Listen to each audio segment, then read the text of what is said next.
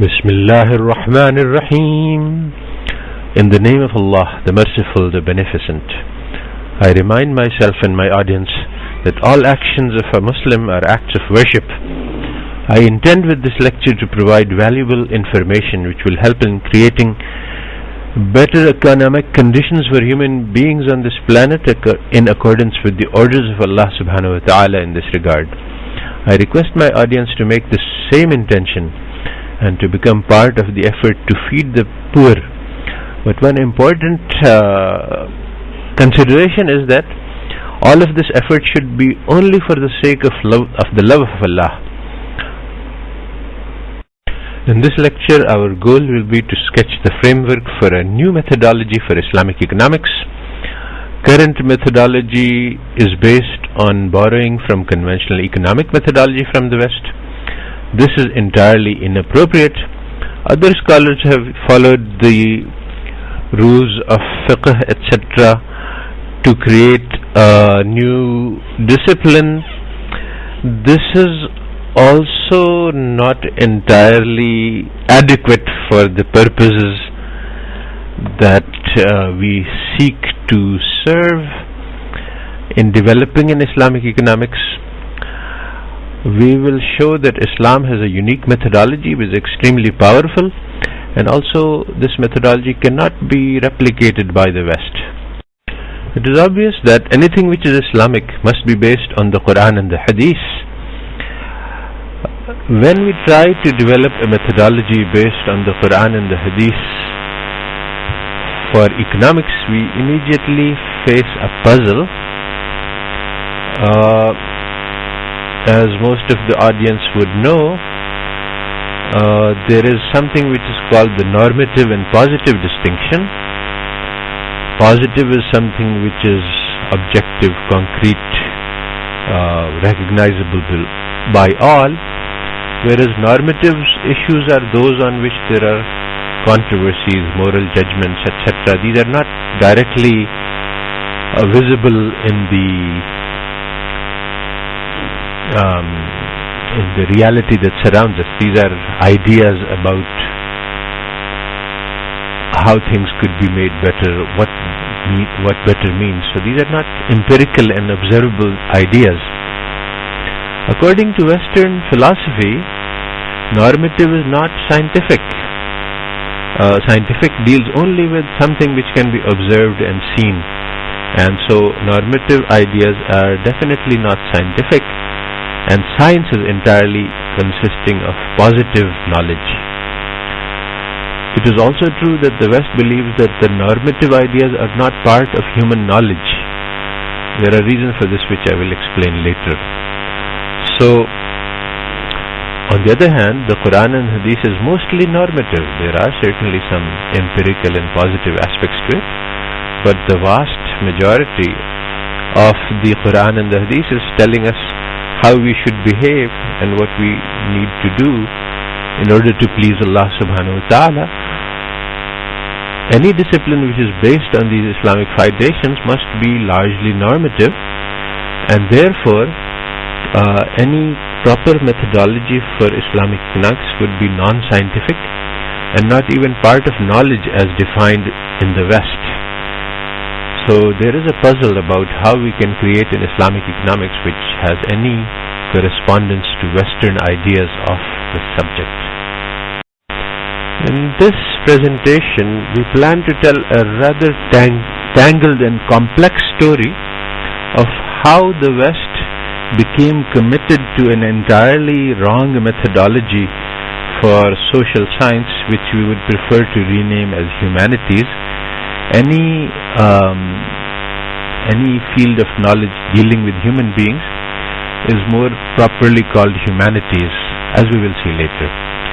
So, in order to break this down into understandable and simple components, we first start with the idea of the deification of science.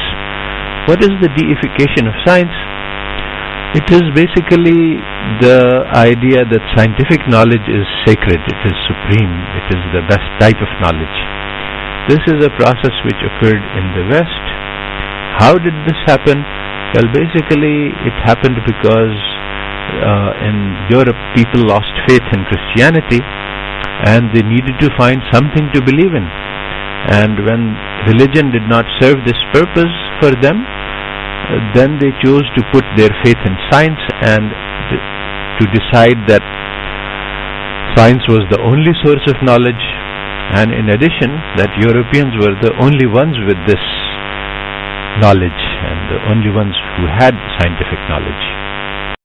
One of the most important consequences of this project of deification of science was that the methodology of science was considered to be the right methodology for all types of knowledge. And one of the main goals of this paper is to argue that science, math, humanities, all three have entirely different methodologies, and the use of the methodology of one in discipline in another place is entirely wrong, leads to mistakes. Currently, the idea that there is only one correct methodology for all disciplines is dominant, and this is a wrong idea. In particular, one of the issues that relates to the questions that we are considering is the normative positive distinction. Now, the normative has no place in science. It is entirely true that if we are dealing with certain fixed deterministic universal laws, then there is no point in saying something like the gravity on this planet is 9.6 meters per second squared, but it should have been 15, or wouldn't it be nice if it was 5? These are not sensible scientific statements. However, the normative is central to humanities. It is perfectly sensible and legitimate to say that human beings are often selfish and greedy, but it would be much better if they were generous and kind to each other. This idea of using scientific methodology in humanities makes it seem as if the second statement is also meaningless, and once you rule that kind of statement out, you cannot really properly study humanities. So the resolution of the puzzle that we referred to earlier, how can we use Quran and Hadith to develop develop a methodology for humanities when the normative is not part of scientific knowledge? This can be resolved like this, that basically humanities is an area in which scientific methodology does not apply. The West insists on applying scientific methodology and therefore comes to a wrong understanding of what humanities is and how it should be done. Once we get rid of the idea that we must use scientific methodology to study humanities, then we can easily bring in the normative aspects which are central to the Quran and the Hadith and study humanities properly in an Islamic method as they ought to be. So now we turn to the deification of science. How did it come to pass that the West came to believe that science would solve all their problems? The European explanation, the one that is given in their own books and the one that we come to believe because we learned from them, is that the whole world was in darkness, people were ignorant and superstitious, and then somehow it happened that enlightenment took place in Europe. People came to understand that reason and logic and observation and science is the real source of knowledge, and that we must abandon all myths and superstitions. And so in the Europe it was understood that everything, including religion, should be subjected to the test of reason, and if something was rational and provable by observations, then it was correct. If something could not be proven scientifically, then it must be wrong and it must be rejected. And so this was the process by which science emerged and became the source of European superiority over the rest of the world. The real story of this process is entirely different, and it is essential to know because very few people know this story. The reality is that in Europe they lost faith in Christianity. Why was this? This issue has been discussed in detail in a number of papers. The most important one of mine is European History Lessons for Muslims. But here we'll pass briefly over it. And the main reason is that Christianity was too idealistic. It set up standards which human beings cannot match. It said, for example, that sex is not a good thing, but out of human weakness we will allow it. And similarly it said that poverty is the ideal state, but out of human weakness we will allow for wealth.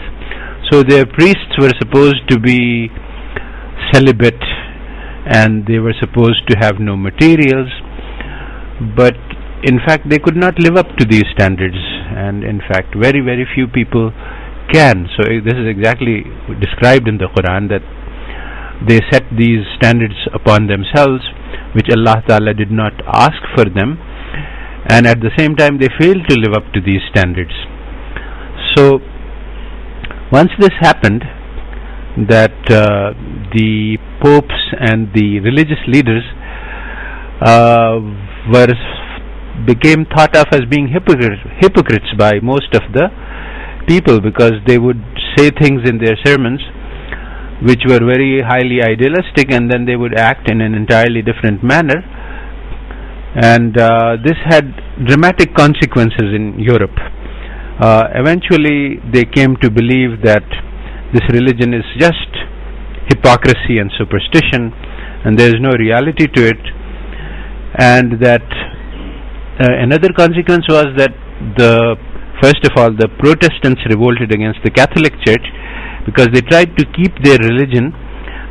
The Martin Luther and other Protestant leaders thought the religion was a good thing, but the problem was that the Catholics had corrupted the religion. So they tried to maintain their religion, but they did not succeed in doing so.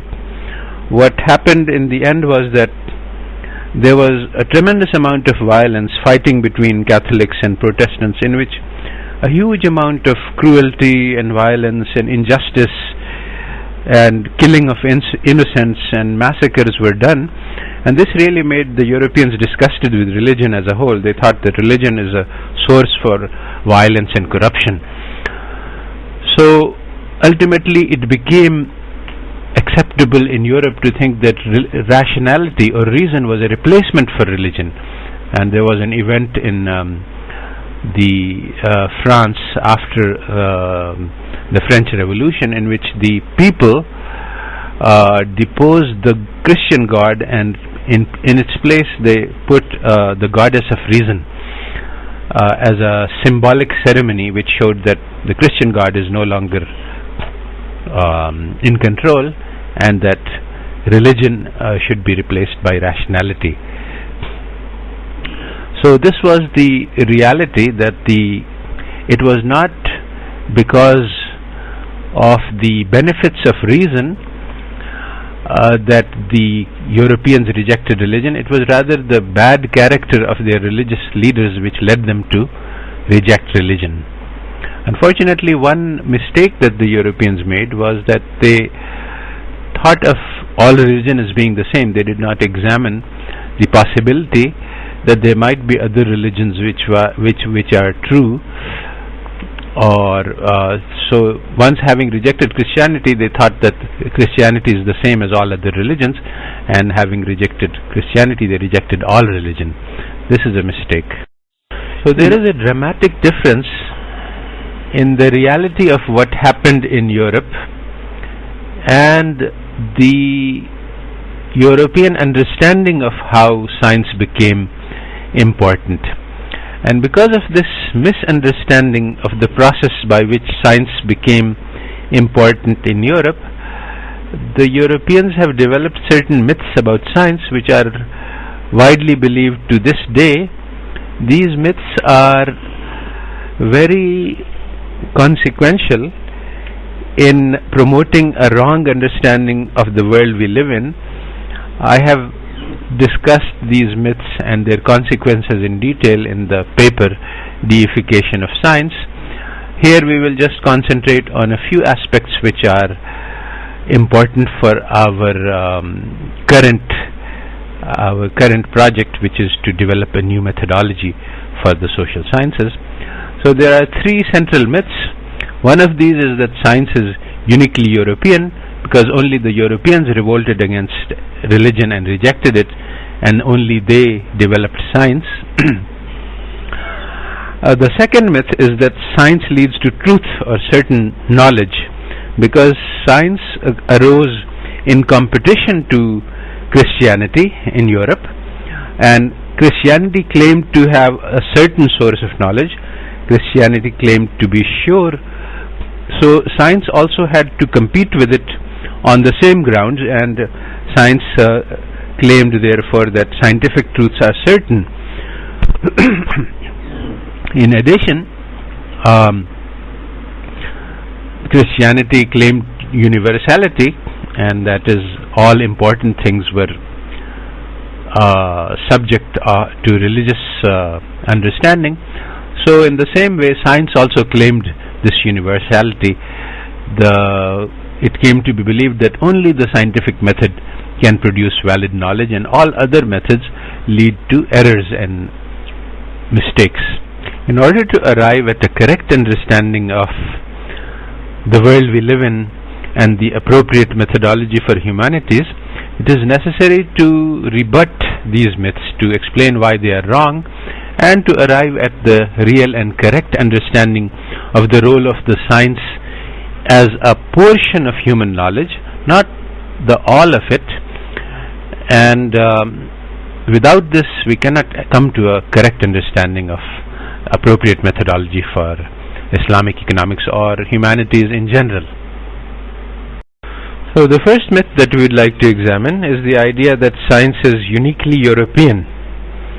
It came to be widely believed in Europe that Europeans were the only ones who had science and the only ones who had the capacity for rational thought.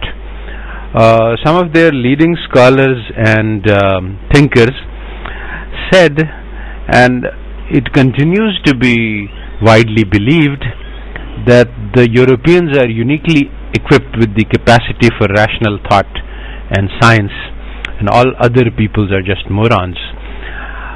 This is just racist nonsense, but it has had a dramatic effect.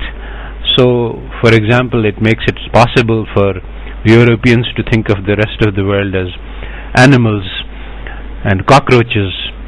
So when there was the famous Dred Scott decision in USA, which declared that the Negroes are so far beneath the standard of being human that they were not entitled to any rights as human beings. The British in Australia treated the Aborigines as animals and allowed for the hunting them and down like animals. And similarly, all other races other than the European races were considered, to this day the Europeans, there was a recent cartoon which depicted Iran as being full of cockroaches, and this was in preparation to bomb Iran. A civilized person cannot think that it is worth sacrificing millions of innocent children in order to buy some oil, in order to get, but in fact officially American leaders stated that it is worth paying the price of 500,000 Iraqi children in order to achieve goals of US foreign policy. So basically the idea that Europeans are the only people who are equipped with the capacity for rational thought has had a tremendous amount of influence in shaping the world history, and the fact is that there is no reality to this. The reality is that all cultures have had scientific knowledge. There's a tremendous amount of scientific development done by Muslims, by the Chinese civilization, by the Egyptians, by the Inca. To mention just one simple example of how the European idea neglects the contribution of other civilizations and creates a racist worldview. I mentioned something which is very little known, that the Inca civilization was very strong in biology. They took poisonous and inedible plants and crossbred them to create maize or corn, and this invention continues to be a very important one for feeding the entire planet. Currently, the diet of a large number of people and animals depends on this invention of the Incas, so their contribution to the world we live in is still very strong, but nobody knows this because the idea that the Europeans have done all important scientific discoveries has become widespread. So one of the problems with the worldview of the Europeans is that science has been attributed wrongly to the Europeans. There is a book called The Theft of History, in which this precise idea is traced, that the Europeans took inventions of other civilizations and adapted them and then claimed them for being European inventions. So there are a large number of examples which are listed in this book, which I will not go through here because it's not really directly relevant to our theme. But the second reality, which is also very important, is that all of the science that exists in Europe was learned from the Muslims.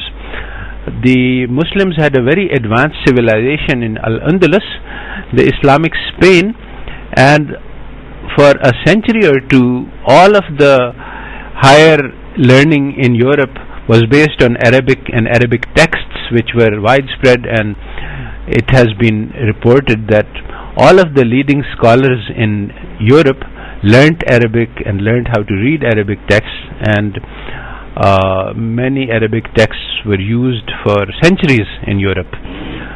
So the reality, the idea that science is uniquely European is just ridiculous, but unfortunately continues to be widely believed. And this wrong idea has had tremendously harmful consequences. Now, there is no conflict between science and religion in the Islamic tradition. The famous hadith about the planting of date trees shows that the religion did not come to teach us how to build tractors or how to get maximum yields from wheat and fertilizers and things like that. Those are not part of what the religion came to teach us. The Deen came to teach us how to live as human beings, how to achieve spiritual development, how to recognize Allah, and about the Akhirah, and about many important things about which science has no knowledge. When we talk about Akhirah, this is certainly something which cannot be observed, and therefore it cannot be part of scientific knowledge. Similarly, morality, how we should behave to each other, kindness, courtesy, good conduct, all of these things are areas where science has no competence, no ability to tell us what the good behavior is and how to be spiritual beings and how to recognize God. These are things which are outside the domain of science. On the other hand, science has its own proper domain, which is not really part of religion. Religion does not tell us how much fertilizer we should put on our fields to achieve maximum yields, and so on. Unfortunately, in the West, science and religion came into conflict. There was the famous Galileo incident and many other in which science and religion collided, and science emerged as the victor in Europe. And therefore, because religion had claimed certainty that the truths taught in the Bible are 100% certain. So science rejected this claim and took this claim for itself. So it was claimed by the Europeans that science leads to certain truths as opposed to religion. This was unfortunate because this is not true. Science does not lead to certainty. It is so obviously false that almost we can cite example after example of scientific theories which were widely believed and then later on rejected. Every year in the journals we publish papers in which we show how the earlier theory which was accepted by everybody has now been proven wrong, and now there is a new theory which is expected to be true. So the fact is that science is based on empirical regularities. We observe something and we conclude that this will go on forever. For example, we see that the sun has come up every day for millions of years, so we make a scientific law that because this has been happening for millions of years, so this will continue to happen. So every day from now on forever, the sun will come up every day, every morning. Of course, this is the scientific law, but one day it might be disproven. One day the sun might not come up. In fact, there was a very big effort in the West to find a way to do induction which would be certain, that is, to find a pattern in observations and to prove a law based on this pattern which would be true. And it was ultimately discovered that this cannot be done, and this project has been abandoned. There are two major works that were accomplished in the 20th century, both of which basically correctly concluded that science cannot lead to certainty. Thomas Kuhn wrote a book on the structure of scientific revolutions, and this book was highly influential. It is one of the most important books about science in the 20th century, and it showed that contrary to what is widely believed, it is not true that science leads to an accumulation of knowledge. Rather, what happens is that every once in a while a revolution takes place and all of the existing body of scientific knowledge is rejected, and then a new start is made. If this is true, which Kuhn documents, if revolutions keep taking place, then basically nothing that we believe in terms of science is certain. It is only true until the next scientific revolution. After the revolution takes place, then everything we believe today will turn out to be wrong tomorrow. The most important example of this was Newtonian science. Newton's laws of gravity were once firmly believed as being fundamental truths, and in fact there was a period when the physicists said that everything that there was to know about physics has already been discovered, so physics is a dead field. There is no further research to be done.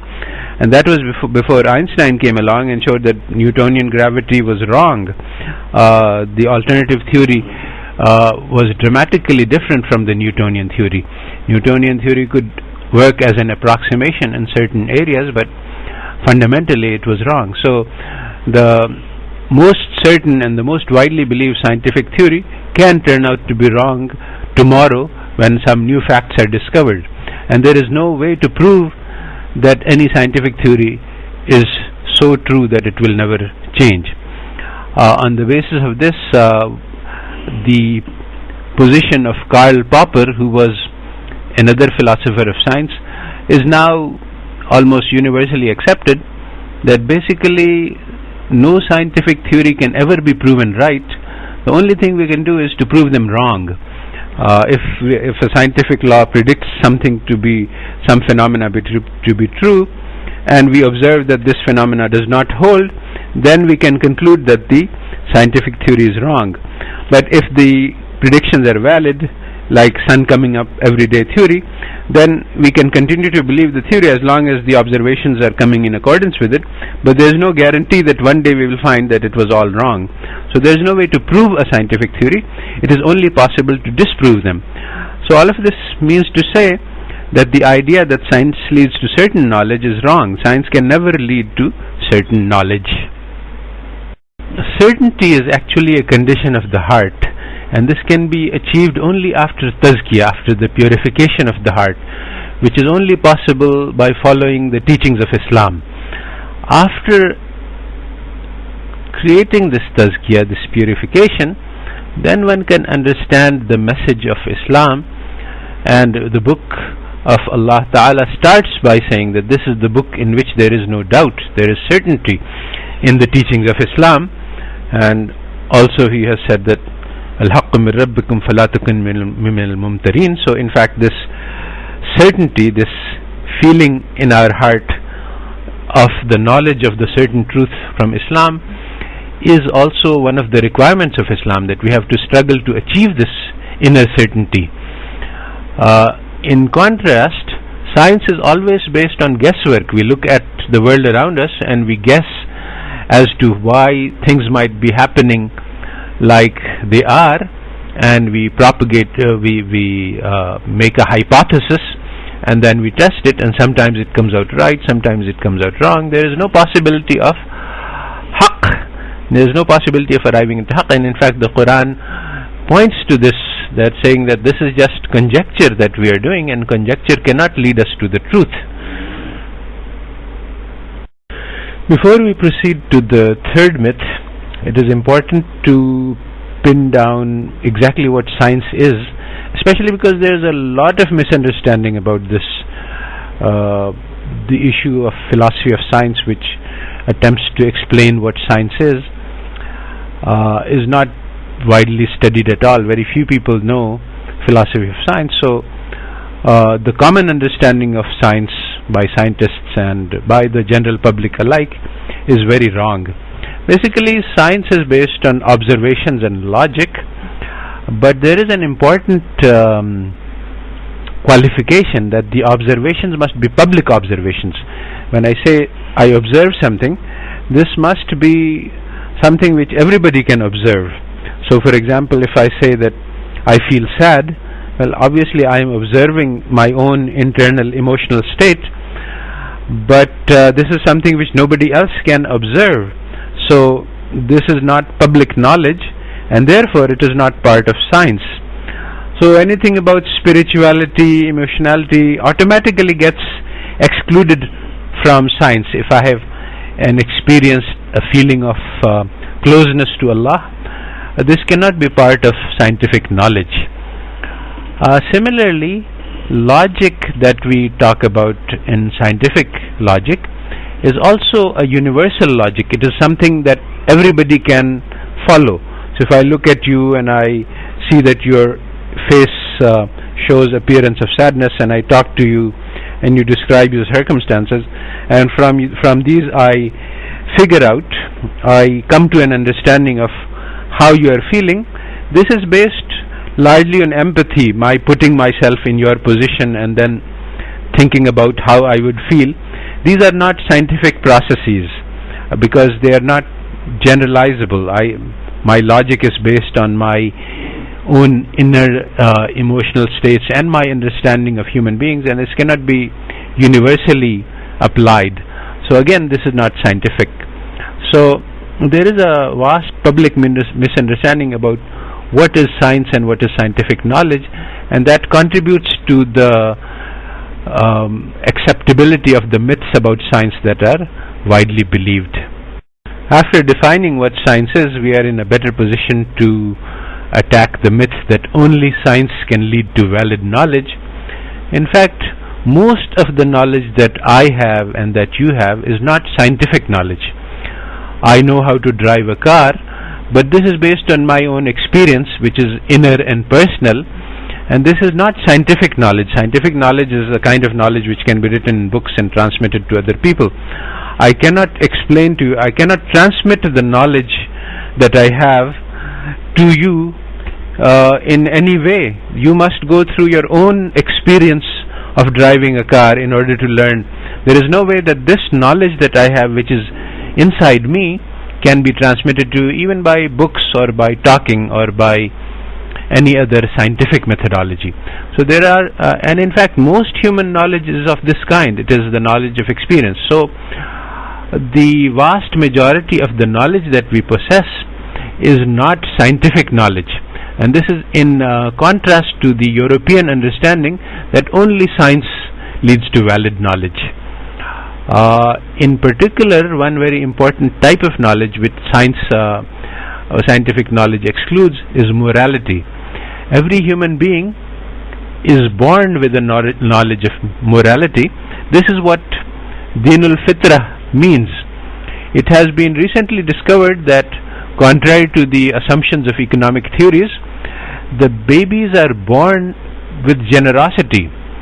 There was an article which shows that we tell babies to share because we think that the babies are human children are greedy and selfish, and we have to teach them sharing. This is completely wrong. It is not that the children are uncaring and the children want everything for themselves. Actually, children are quite happy to help. The only problem is that they don't know how to help. So if we teach them how they can help others and how they can make others happy, children are more than happy to do so. Children are very eager to please and like to make other people happy, but unfortunately sometimes they act selfishly because they don't know that such behavior will hurt others.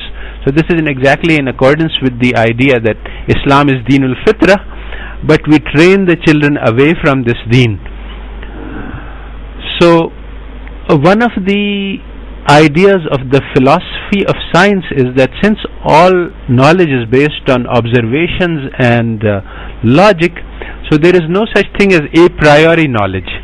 There is no knowledge which is built into human beings, because if there was such knowledge, then this would not be based on observations and logic, and therefore it would contradict the idea that only science is the valid source of knowledge. However, it is almost obvious that children are born with knowledge. When the baby comes into the world, it knows how to suck at the breasts of its mother.